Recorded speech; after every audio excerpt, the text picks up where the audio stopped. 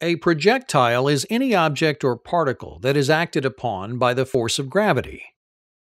Projectile objects may be dropped, thrown, launched, or rolled into space. Once projected, these objects will continue in motion due to their own inertia and gravity's downward pull. To better understand the nature of projectile motion, consider a ball rolling off a table. Notice that as the ball leaves the table and falls through the air, its path follows a downward arc. Let's chart the ball's vertical and horizontal motion for every tenth of a second of fall, where the x-axis is changed in the horizontal motion and the y-axis is changed in the vertical motion. Notice that the ball's horizontal movement is equidistant for every unit of time. This is because there is no force accelerating the ball away from the table. The only force acting on the ball is gravity, accelerating the ball towards the ground. The curvature of the ball's trajectory is the combination of its constant horizontal motion and its increasing vertical motion. Mathematically speaking, the outline of this path is known as a parabola. Imagine now that a person launches a ball off of a cliff.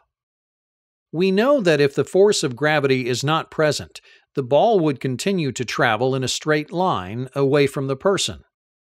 However, because of gravity, it causes the ball to fall toward Earth as it flies. After 1 second, the ball will have fallen 5 meters from the imagined line of gravity, less travel.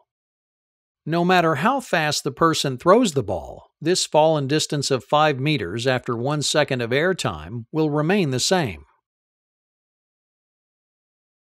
However, because the Earth is curved, dropping 5 meters for every 8,000 meters tangent to its surface, there is the potential to launch a projectile so fast and far that it falls around the Earth rather than into it.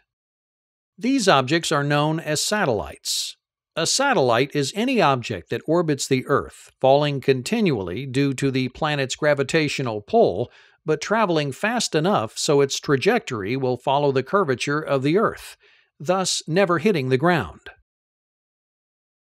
However, in the example of a ball being thrown, the exact speed at which the baseball would need to travel to avoid colliding with the ground after its first 5-meter drop would be 8 kilometers per second, or 18,000 miles per hour.